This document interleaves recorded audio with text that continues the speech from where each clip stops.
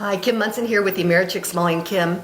We're talking with Andrew Klavan. He is a novelist. Some of his books have been put into movies, so it's really great to have you here. Thank you. It's nice to be here. And you're a really great thinker. And so Thank you. I've got some questions for you. Okay. You know, the founders realized that there's things that are just so important to a free Yeah. people, and that's freedom of speech, freedom of assembly, and freedom of the press. Mm-hmm. And some of those things seem to be under assault today in America by people saying that they believe in that, but when I see the actions, it doesn't seem like that's what's happening. Right. Well, we've had a long period of time when the left has had a chance to prove all of its philosophies. During the 60s, for instance, we took a left-wing approach to crime, and our cities became unlivable because they were so filled with crime.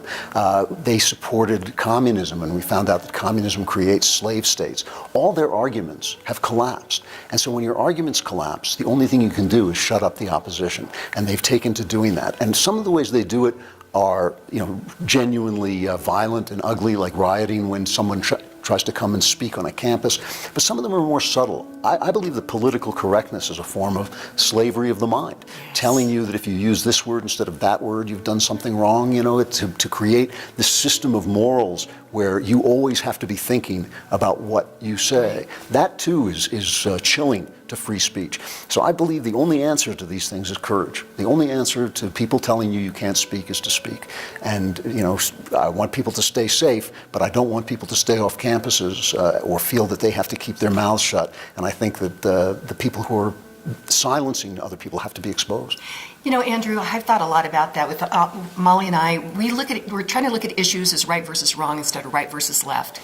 And we say things probably that some people would disagree with. And that has happened with me. I've thought, gosh, I wonder, what if they start to come after me? And then I thought, if I live in a country where I have to worry about that, I better speak up. Right. That's exactly right. People ask me all the time, especially young people. They say, how can I express my opinions in my college class? And what they're really asking me is, how can I express my opinions in my college class without getting a bad grade or without getting attacked? And you can't. You have to have the courage to do it. Once you have enough people have the courage to do it, then you win. Then the tide will roll back. But the first people who do it have got to be pioneers, and they've got to really stand up. It's a terrible thing to ask of people. It costs money, as I well know, working out in Hollywood. But it's something that we've got to do if we're going to hold the sacred values and keep them alive. Right. And getting the narrative right, that means we need to know what we're talking about. Right. We need to be reasonable.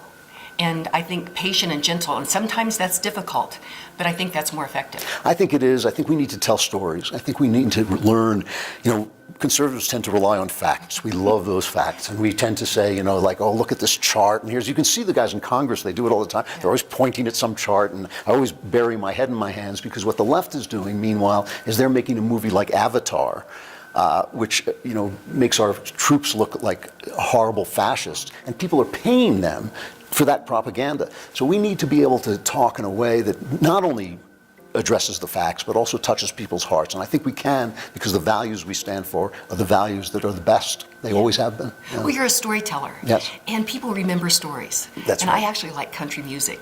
Yeah. And within 3 minutes, you get quite a story. But That's I think that we can take a lesson from that. Absolutely. That was why Ray Charles loved country music. He loved the stories, And I think that the country music is a way of doing it, but we need also to get out there on the internet. There's so many, the internet and cable TV have opened up so many venues that we need to use them. We need to use them at the grassroots, and if people have money, they need to fund a higher level of storytelling as well.